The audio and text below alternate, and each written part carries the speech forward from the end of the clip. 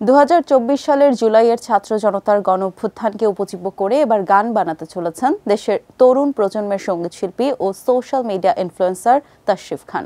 সামাজিক যোগাযোগ মাধ্যমে একটি পোস্ট দিয়ে বিষয়টি নিজেই জানিয়েছেন তিনি।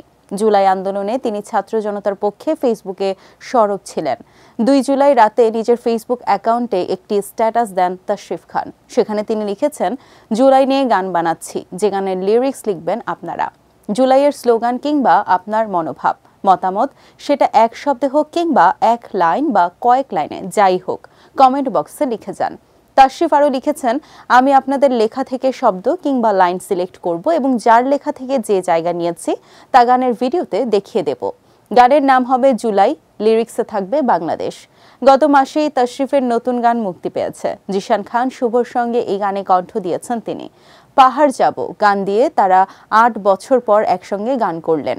গত 16 বছরে ফ্যাসিস্ট হিসেবে পরিচিতি পাওয়া তৎকালীন প্রধানমন্ত্রী শেখ হাসিনা ও আওয়ামী লীগ সরকারের নেতৃত্বে গড়ে ওঠা একনায়কতন্ত্রের অবসান ঘটেছে 24-এ ছাত্র জনতার জুলাই গণঅভ্যুত্থানের মাধ্যমে।